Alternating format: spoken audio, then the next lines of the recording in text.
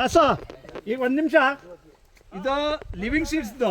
ಈಗ ಹೊಸ ಬಂದಿರೋ ಹೈಬ್ರಿಡ್ ಮಾದೇಶ್ವರ 6838 ಅಂತ ಹೇಳಿ. ಅದರ್ ಹೈಬ್ರಿಡ್ ಮಾದೇಶ್ವರ 6838 ಅಂತೇಳಿ ನಾವು ಮುಂದಿನ ವರ್ಷದಿಂದ ಇದು ಕೊಡ್ತಾ ಇದ್ದೀವಿ.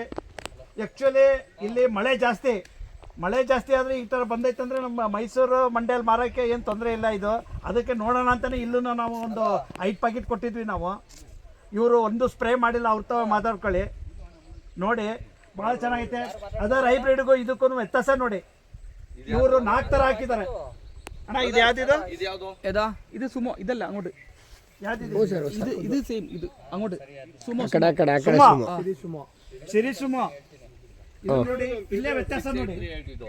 ಈ ಭತ್ತ ಎರಡು ಒಂದೇ ಮಿಕ್ಸಿಂಗ್ ಆ ಕಡೆ ಇದೆ ನೋಡಿ. ಒಂದ್ ಸಾಲಿಗೆ ಈ ಮಿಕ್ತಲ್ಲ ಹಾಕಂದವ್ರೆ. ಸಿರಿಸುಮ ಅಲ್ಲಿದೆ ನೋಡಿ ಸರ್.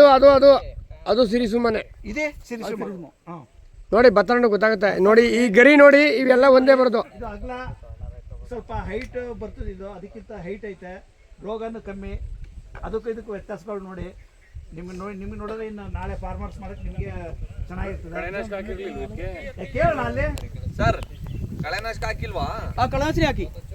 ಕಳೆ ಜಾಸ್ತಿ ರೈನಿ ಸೀಸನ್. ರೈನು ಮಳೆ ಅಣ್ಣ. ಮಳೆ ಅಂತೆ. ಮಳೆ ಇವ್ರಿಗೆ any time. Any time rain. ಔಷಧಿ ಹೊಡೆದಿಲ್ಲ ಅಂತೆ. ಸ್ಪ್ರೇ ಹೊಡೆದಿಲ್ಲ ಅಂತೆ. ಸ್ಪ್ರೇ ಇಲ್ಲ.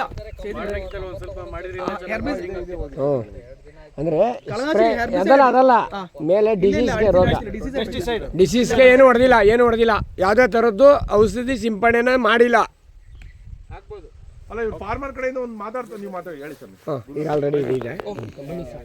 ಬನ್ನಿ ರಾಜು.